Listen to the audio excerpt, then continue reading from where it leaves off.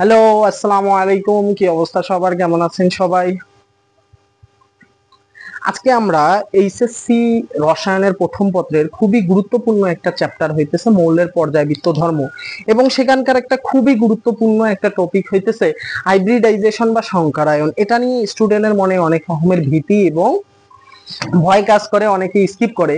কিন্তু আমি আজকে তোমাদেরকে কথা দিচ্ছি, এই ক্লাসটা শেষ হওয়ার পর তোমরা নিজেই সংকরায়নের বস হয়ে যাবা ইনশাল্লাহ। ঠিক আছে, তো আমরা কথা না বাড়াই, দেখি আমরা খুব দ্রুত এবং সহজ উপায়ে সাবলীল ভাবে আমরা সংকরায়ন বা হাইব্রিডাইজেশন শেখার চেষ্টা করি। দেখো, সংকরায়ন বা হাইব্রিডাইজেশন, এখন তোমাদের মনে এই কথা হাইব্রিডাইজেশন শব্দটা আসলেই মনে হয় যে এটা কোথায় ঘটে এবং কেন ঘটে, কেন এই জিনিসটা হয়। তা আমি ওই দুইটা প্রশ্ন দিয়েই তোমাদের ক্লাসটা শুরু করতেছি। দেখো, প্রথম কোশ্চেনটা হইতেছে কি, সংকরায়ন কোথায় সংগঠিত হয়? সংকরায়ন কোথায় কোথায় সংঘটিত হয়? সংকরায়ন কোথায় সংঘটিত হয়? ঘটিত হয়, তাই না? এটা একটা কোশ্চেন। এবং আমার 2 নম্বর কোশ্চেন কি ছিল ভাইয়া, যে সংকরায়ন কেন সংগঠিত হয়? কেন সংঘটিত হয়? কেন সংগঠিত হয়? কেন সংঘটিত হয়? দুইটা কোশ্চেন, এই দুইটা কোশ্চেন স্টুডেন্টের মনে সচরাচরই পাওয়া যায়। তো আজকে আমরা এটার অ্যান্সার দেওয়ার একটু চেষ্টা করি, এবং এটা বেসিক কনসেপ্ট, তারপর আমি মূল আলোচনায় যাব। তো সংকরায়ন কোথায় সংগঠিত হয় ভাইয়া? সংকরায়ন সংগঠিত হয় কোথায় জানো? সংকরায়ন সংগঠিত হয় সমযোজী যৌগের, যৌগটা অবশ্যই কি হতে হবে ভাইয়া? সমযোজী। সমযোজী যৌগের সমযোজী যৌগের কেন্দ্রীয় পরমাণুর, সমযোজী যৌগের কেন্দ্রীয় পরমাণুর শেষ কক্ষপথে, শেষ কক্ষপথে। তাহলে আমরা এখান থেকে কি পাইলাম ভাইয়া? দেখো তো, যে সংকরায়ন কোথায় সংগঠিত হয়? সংকরায়ন সংগঠিত হয় সমযোজী যৌগের কেন্দ্রীয় পরমাণু শেষ কক্ষপথে। বুঝাইতে পারলাম বিষয়টা? এবং সংকরায়ন কেন সংগঠিত হয়, এটার অ্যান্সার কি হবে জানো? সংকরায়ন সংগঠিত হয় সমশক্তির অরবিটাল তৈরি করার জন্য। কিসের অরবিটাল? সমশক্তির অরবিটাল অরবিটাল তৈরির জন্য। সমশক্তির অরবিটাল তৈরির জন্য। ঠিক আছে, তো সংকরায়ন কোথায় সংগঠিত হয় ভাইয়া? সংকরায়ন সংগঠিত হয় সমযোজী যৌগের কেন্দ্রীয় পরমাণু শেষ কক্ষপথে। এবং সংকরায়ন কেন সংগঠিত হয়? সংকরায়ন সংগঠিত হয় সমশক্তির অরবিটাল তৈরি করার জন্য। ঠিক আছে, তাহলে আমি এখানে দুইটা তোমাদের কোশ্চেনের অ্যান্সার দিলাম। এখন আসো আমরা দুইটা গুরুত্বপূর্ণ নোট দেখবো, যেই দুইটা নোট তোমাকে সংকরায়ন সম্বন্ধে একটা স্পষ্ট ধারণা দিবে, এবং এখান থেকে এমসিকিউ বিগত সালে এসেছে, মেডিকেল থেকে শুরু করে ইঞ্জিনিয়ারিং এর যেই এমসিকিউ এ ছিল, সেখানে এই রকমের এই টপিক থেকে কোশ্চেন এসেছে। তো দেখো, আমরা দুইটা নোট লিখতেছি, এখানে আমরা নোট লিখি একটু। হ্যাঁ, নোটে কি বলছে দেখো তো। নোট নাম্বার 1 এ আমরা বলবো কি জানো? নোট নাম্বার 1 এ যে যতগুলো অরবিটাল, যতগুলো অরবিটাল হ্যাঁ, যতগুলো অরবিটাল সংকরায়নে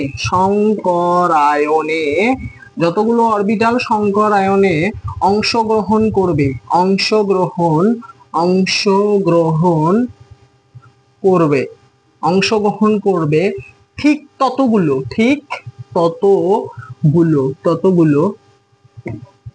সংকর অরবিটাল সৃষ্টি হবে। সংকর অরবিটাল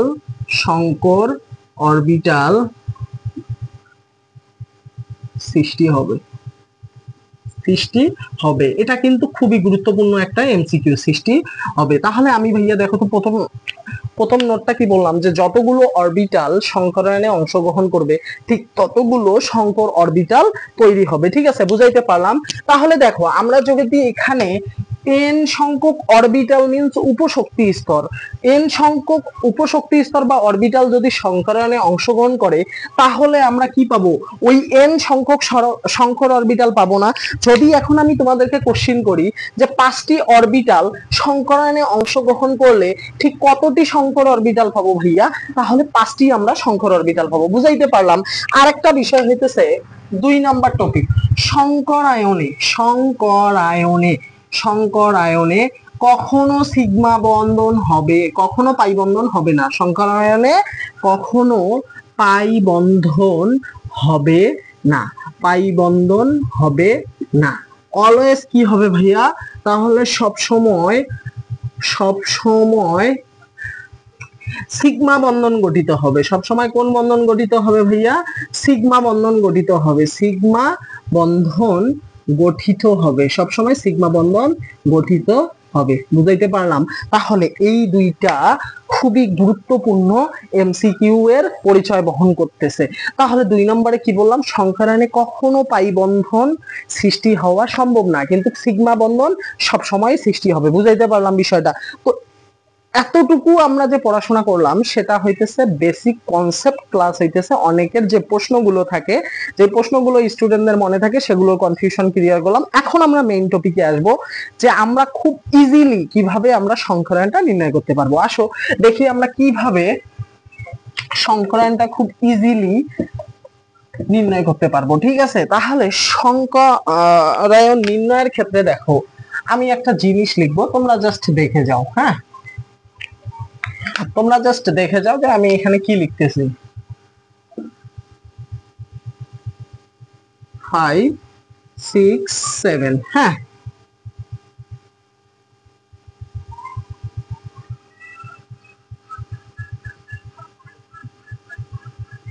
sp কিউব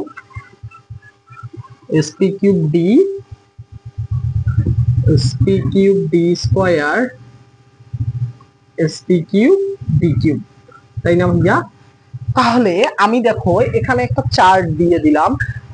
2 হলে সেটা হয়ে যাবে sp, 3 দিলে সেটা হয়ে যাবে sp স্কয়ার, 4 দিলে হয়ে যাবে sp কিউব, 5 দিলে হয়ে যাবে sp কিউব d, 6 দিলে হয়ে যাবে sp কিউব d স্কয়ার, 7 দিলে হবে sp কিউব d কিউব। এটা আমরা একটা কি দিলাম? একটা চার্ট দিলাম। হ্যাঁ, তো তোমরা এখন কোশ্চেন করতে পারো ভাইয়া 2 তে কি হবে, 3 তে কি হবে, 4 এ কি হবে, সেটা তো বুঝলাম, কিন্তু এখানে এটা কি?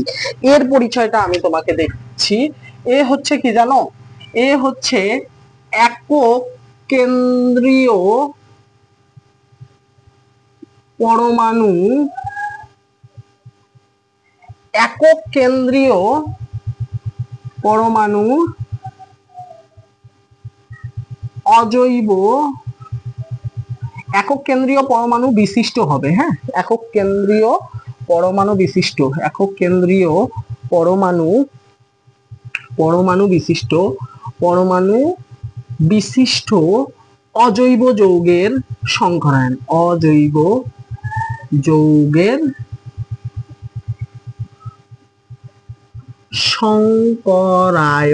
সংকরায়ন। তাহলে আমি কি বললাম ভাইয়া? এখানে এর পরিচয় আমি কি দিলাম? একক কেন্দ্রীয় বিশিষ্ট অজৈব যৌগের সংকরায়ন। ঠিক আছে, তাহলে দেখো এখানে কিন্তু দুইটা মারাত্মক কন্ডিশনের কথা বলছে। কি রকম?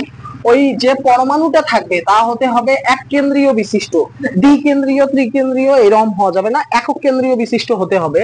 এবং জৈবটা ভাইয়া, জৈব মানে যৌগটা কি হতে হবে বলতো? অজৈব যৌগ। এখানে কি জৈব যৌগের কথা বলছে? তাহলে যৌগটা হতে হবে কি? অজৈব যৌগ। অজৈব যৌগের তুমি সংকরায়ন নির্ণয় করতে পারবা, জৈব যৌগের সংকরায়ন কখনো নির্ণয় করতে পারবা না। তাহলে এখানে দুইটা আমি যদি এমসিকিউ বলি যে সংকরায়নের ক্ষেত্রে কোন পরমাণু বিশিষ্ট এক কেন্দ্রীয় পরমাণু বিশিষ্ট অজৈব যৌগের সংকরায়ন নির্ণয় করা সম্ভব। তাহলে আসো এখন আমরা একটু সূত্রটা লিখি, যেটা সাহায্যে আমরা খুব ইজিলি কি করতে পারবো? সংকরায়ন নির্ণয় করতে পারবো। আসো দেখো, এই এ মিন্স আমি কি বললাম? বললাম এক কেন্দ্রীয় পরমাণু বিশিষ্ট অজৈব যৌগের সংকরায়ন, তাই না? তাহলে সূত্রটা হবে হাফ, এখানে হবে এক কেন্দ্রীয়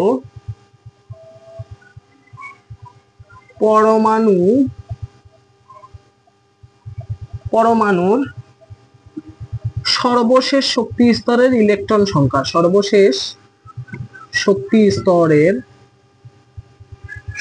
স্তরের ইলেকট্রন সংখ্যা। হ্যাঁ, প্লাস কি হবে জানো? একযোজি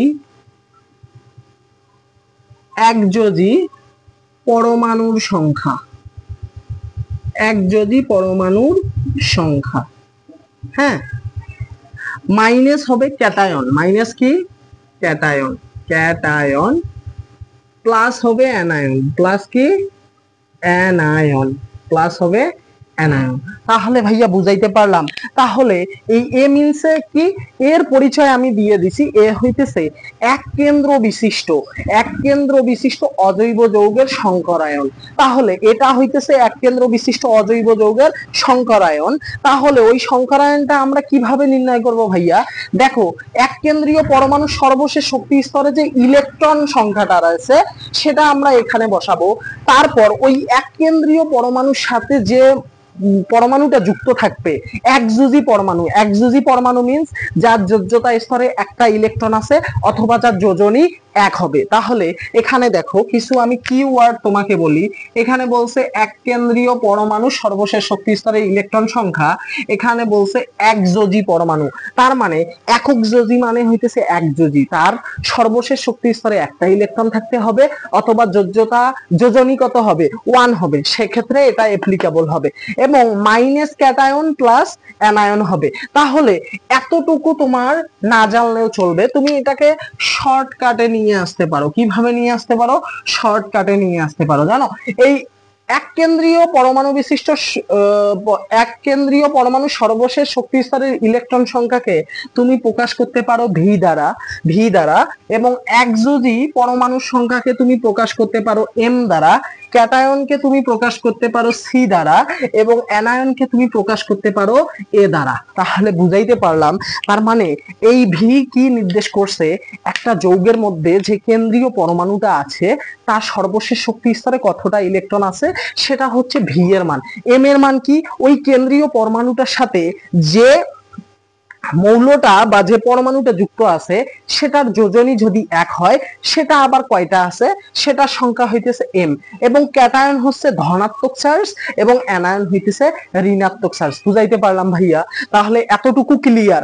তাহলে আমরা এই সূত্রের মধ্যে, আমরা আমাদের যদি একটা যৌগ দিয়ে দেয়, আমরা এই সূত্রের মধ্যে অ্যাপ্লাই করে দেখব, মানটা যদি 2 আসে তাহলে সেটা হয়ে যাবে sp সংকরায়ন, মানটা যদি 3 আসে সেটা হয়ে যাবে sp2 সংকরায়ন, মানটা যদি 4 আসে সেটা হয়ে যাবে sp3 সংকরায়ন, মানটা যদি 5 আসে সেটা হয়ে যাবে sp3 ডি সংকরায়ন। এভাবে চলতে থাকবে। তো চলো আমরা কিছু উদাহরণের সাহায্যে বিষয়গুলো দেখে নেই। ঠিক আছে, আমরা একটু উদাহরণে চলে যাই। তাহলে আমি দেখো এদিকে সূত্রটা একটু লিখে রাখি। তাহলে আমরা আলটিমেট সূত্রটা কি পাইলাম ভাইয়া? Half V plus M minus C plus A. আমি আরো একবার বলতেছি এগুলার পরিচয়। এই ভি মিন্স কি ভাইয়া? ভি হইতেছে যে যৌগটা থাকবে তার কেন্দ্রীয় যে পরমাণুটা রয়েছে সেই কেন্দ্রীয় পরমাণুর সর্বশেষ শক্তি স্তরে যে ইলেকট্রন থাকবে তার মান হচ্ছে ভি। এম কি? ওই কেন্দ্রীয় পরমাণুটার সাথে যে একযোজি যে মৌল বা পরমাণুটা যুক্ত থাকবে সেটা কয়টা আছে, সেটা যত আছে তার মান হইতেছে এম। সি হইতেছে কি? ক্যাটায়ন সংখ্যা, এবং এ হইতেছে অ্যানায়ন সংখ্যা। আমরা এক্সাম্পলের মাধ্যমে পুরো বিষয়টা ক্লিয়ার করে ফেলি। দেখো এখানে আমি তোমাদের পরিচিত একটা যৌগ দিয়েই শুরু করি, এক্সাম্পল হিসাবে একটা যৌগ শুরু করি, H2O পানি। এর আমরা সংকরায়ন বের করব। এর কি বের করব ভাইয়া? সংকরায়ন বের করব। তাহলে আমাদের সূত্র কি? আমাদের সূত্র এইটা। দেখি আমরা একটু লিখি যে সূত্রটা কি। Half V plus M minus C plus A. ঠিক আছে, এখন দেখো বি মিন্স কি ভাইয়া? বি হইতেছে তোমার কেন্দ্রীয় যে পরমাণুটা রয়েছে তার সর্বশেষ শক্তি স্তরের ইলেকট্রন সংখ্যা। এখানে তুমি কিভাবে বুঝবা যে হাইড্রোজেন তোমার কেন্দ্রীয় পরমাণু না অক্সিজেন তোমার কেন্দ্রীয় পরমাণু? তাহলে কেন্দ্রীয় পরমাণু ওইটাই হবে যেটা পরিমাণে কম থাকবে। দেখো তো ভাইয়া, হাইড্রোজেন বেশি না অক্সিজেন বেশি? অক্সিজেনটা কম, হাইড্রোজেনটা বেশি, তার মানে এখানে কেন্দ্রীয় পরমাণু কে ভাইয়া? অক্সিজেন। বুঝাইতে পারলাম বিষয়টা? তাহলে আমি আবার বলি যে কেন্দ্রীয় পরমাণু সেই হবে যে পরিমাণে কম থাকবে। ওই যৌগের মধ্যে দেখবা যে পরিমাণে যেটা কম থাকবে সেটা হইতেছে কি? সেটা হইতেছে তোমার কেন্দ্রীয় মৌল। তাহলে দেখো এখানে আমাদের কি আছে, এখানে আমাদের অক্সিজেন, এখানে আছে হাইড্রোজেন দুইটা, অক্সিজেন আছে কয়টা, একটা না, তাহলে কেন্দ্রীয় পরমাণু কে, অক্সিজেন না। এখন তুমি যদি অক্সিজেনের ইলেকট্রন বিন্যাস করো তাহলে দেখো তার সর্বশেষ শক্তি স্তরে 6টা ইলেকট্রন আছে, বুঝাইতে পারলাম বিষয়টা। তাহলে দেখো তো ভাইয়া কেন্দ্রীয় পরমাণুর তুমি সর্বশেষ শক্তি স্তরের ইলেকট্রন সংখ্যা পাইলা কয়টা, পাইলা 6টা, পাইলা না?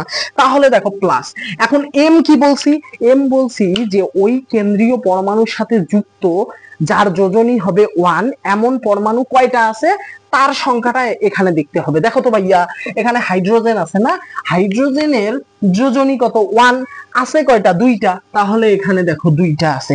দেখো তো এই যৌগের মধ্যে কোথাও ক্যাটায়ন আছে, নাই তো, তাহলে -0, কোথাও অ্যানায়ন আছে, নাই তো, তাহলে +0 দিয়ে দাও। তাহলে দেখো তো ভাইয়া এখানে আমাদের কত আসলো, 6 আর 2 8, এখান থেকে আমরা পাইলাম কত, 4 পাইলাম না?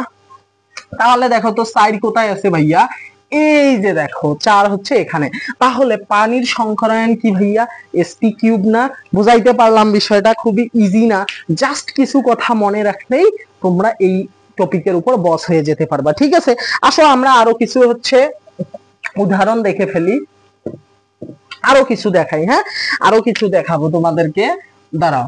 এখানে আমরা কি sp, সাপোজ ধরে নাও আমি এখন তোমাদের একটা পরিচিত যৌগ নিলাম অ্যামোনিয়া, হ্যাঁ অ্যামোনিয়া নিলাম, এটা আমরা সংকরায়ন বের করব। কি বলছি ভাইয়া, কেন্দ্রীয় পরমাণু কি হবে, যে পরিমাণে কম থাকবে। দেখো তো এখানে হাইড্রোজেন আছে 3টা, নাইট্রোজেন আছে কয়টা, একটা আছে না, তার মানে পরিমাণে কে কম, নাইট্রোজেন কম না, তাহলে কেন্দ্রীয় পরমাণু কে, নাইট্রোজেন। তাহলে দেখো আমরা এখন সংকর অরবিটাল সংকরায়ন বের করব। তাহলে ভি বলছে এখানে কি, ভি হচ্ছে যে কেন্দ্রীয় যে পরমাণুটা থাকবে তার সর্বশেষ শক্তি স্তরের ইলেকট্রন সংখ্যা। তাহলে দেখো ভাইয়া নাইট্রোজেনের সর্বশেষ শক্তি স্তরে কয়টা ইলেকট্রন আছে, ইলেকট্রন বিন্যাস করলে দেখবা 5টা ইলেকট্রন আছে, তাহলে এখানে 5 বসাই দাও। তারপরের কথা কি বলছি, এই এম এর পরিচয় কি, ওই কেন্দ্রীয় পরমাণুর সাথে যে একযোজী একটা পরমাণু থাকবে তার সংখ্যাটাই হইতেছে এম। দেখো তো এখানে হাইড্রোজেন একযোজী না, আছে কয়টা, 3টা আছে না, তাহলে +3 দাও। দেখো তো এরপরে বলছে ক্যাটায়ন অ্যানায়ন, এখানে কোনো ধনাত্মক বা ঋণাত্মক আয়ন আছে, নাই, সো এগুলা 0 হয়ে যাবে, বুঝাইতে পারলাম? তাহলে 5 3 8, আবারও 4 পাইলাম। তাহলে দেখো তো ভাইয়া 4 মানে কি, sp³ না, তার মানে এই অ্যামোনিয়ার সংকরায়ন হইতেছে sp³, বুঝাইতে পারলাম ভাইয়া? আসো আমরা আরো কিছু উদাহরণের সাহায্যে দেখে নেই, হ্যাঁ আরো কয়েকটা উদাহরণ দেই। দেখো এখানে কি বলছে, SO2 এর সংকরায়ন আমরা দেখবো, সালফার ডাইঅক্সাইডের আমরা সংকরায়নটা দেখবো, খুবই ইজি। দেখো তো হাফ H=½ এখানে আমরা কি বলছি, যার পরিমাণ কম সে হইতেছে কেন্দ্রীয় পরমাণু। তাহলে দেখো তো ভাইয়া সালফার হচ্ছে 16 নম্বর মৌল, তার সর্বশেষ শক্তি স্তরে কয়টা ইলেকট্রন রয়েছে, তার সর্বশেষ শক্তি স্তরে 2 8 6, তার মানে 6টি ইলেকট্রন রয়েছে, এখানে 6 দিলা। এবং ভি এর পরিচয় কি ভাইয়া, এখানে ভি, এম এর পরিচয় কি, এম হইতেছে যে সালফার মানে হইতেছে যে তোমার কেন্দ্রীয় পরমাণুটা থাকবে তার সাথে যুক্ত থাকবে একযোজী মৌল, তাই না ভাইয়া? তাহলে এখানে দেখো তো একযোজী মৌল কয়টা আছে ভাইয়া, অক্সিজেন কি একযোজী মৌল, অক্সিজেনের যোজনী কত, 2 না, তার মানে এটা কি এখানে অ্যাপ্লিকেবল হবে? আমাদের তো সূত্রই বলে দিছে যে যৌগটা অবশ্যই কি হতে হবে, একযোজী একটা যৌগ হতে হবে, বুঝাইতে পারলাম? বা পরমাণুটা কি হতে হবে, একযোজী পরমাণু হতে হবে। আমি দেখবা যে সূত্রের মধ্যে কিওয়ার্ড আমি হচ্ছে দাগাই দিছিলাম তো ওইগুলা, তার মানে এই মানটা এখানে কি হয়ে গেল, 0 হয়ে গেল না? কারণ অক্সিজেনের যোজনী কত জানি আমরা, 2 জানি, কিন্তু এখানে অ্যাপ্লিকেবল হবে কত, এই মানটা কত অ্যাপ্লিকেবল হবে, এক, শুধুমাত্র একযোজী পরমাণুর ক্ষেত্রে। দেখো তো ক্যাটায়ন আছে অ্যানায়ন আছে, নাই, সো 0 0 হয়ে গেল, তার মানে 6, এখানে আসলো আমাদের 3। দেখো তো ভাইয়া এর মান 3 হলে সেটা কি হবে, এটা হইতেছে sp², তার মানে সালফার ডাইঅক্সাইডের সংকরায়ন কত ভাইয়া, sp², বুঝাইতে পারলাম? আসো আরো আমরা করি। সাপোজ ধরেন এখানে রয়েছে সালফার ট্রাইঅক্সাইড আছে, হ্যাঁ এটার আমরা কি দেখবো ভাইয়া, সংকরায়ন দেখবো, খুবই ইজি না? দেখো তো হাফ দিলা, তার মানে যেটা কম আছে ওটা কেন্দ্রীয় পরমাণু, কেন্দ্রীয় পরমাণুর সর্বশেষ শক্তি স্তরে কয়টা ইলেকট্রন রয়েছে, 6টা, এবং অক্সিজেন কি যোজনী হচ্ছে 2 হওয়ার কারণে এটার মান হইতেছে 0 হবে, কারণ কি এখানে শুধুমাত্র একযোজী, এখানে একযোজী অ্যাপ্লিকেবল, এখানে শুধুমাত্র একযোজী অ্যাপ্লিকেবল, এখানে শুধুমাত্র এক যোজি অ্যাপ্লিকেবল। তার মানে অ্যানায়ন হচ্ছে 0, ক্যাটায়ন হচ্ছে 0, অ্যানায়ন হচ্ছে 0। তার মানে এখান থেকেও তুমি কি পাইলা, 3 পাইলা না? দেখো তো 3 কোথায় আছে, এই যে দেখো sp²। বুঝাইতে পারছি বিষয়টা? এখন তোমার প্রশ্ন হইতে পারে ভাই অ্যানায়ন ক্যাটায়ন নিয়ে কিছু দেখান, আসো দেখি অ্যানায়ন ক্যাটায়ন নিয়ে কি। অ্যানায়ন ক্যাটায়ন নিয়ে একটা দেখাই। এখানে দেখো, সাপোজ ধরে নাও তোমাকে আমি হাইড্রোনিয়াম আয়ন দিলাম। কি দিলাম ভাইয়া?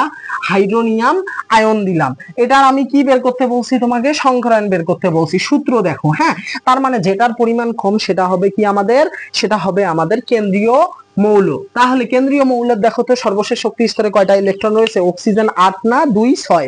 তার মানে এখানে 6টা ইলেকট্রন আছে। এবং তার সাথে দেখো এক যোজনী বিশিষ্ট যেই কয়টা পরমাণু থাকবে তার যোগফলই হইতেছে কোনটা? এইটা না, এম না? তার মানে এখানে কয়টা ইলেকট্রন রয়েছে? 3টা রয়েছে। এক যোজি পরমাণুতে কয়টা রয়েছে? 3টা রয়েছে। দেখো তো ক্যাটায়ন আছে কত? ক্যাটায়ন আছে একটা। এর সামনে কি আছে? -1। অ্যানায়ন কি আছে? নাই। তার মানে এটা হইতেছে 0। তাহলে দেখো 6 আর 3 9, 9 থেকে 1 গেলে 8। তার মানে আলটিমেটলি এখানে আসতেছে কত? 4। 4 আসলে সেটা কি হয়ে যাবে ভাইয়া? sp³ হয়ে যাবে। তাহলে বুঝাইতে পারলাম বিষয়টা?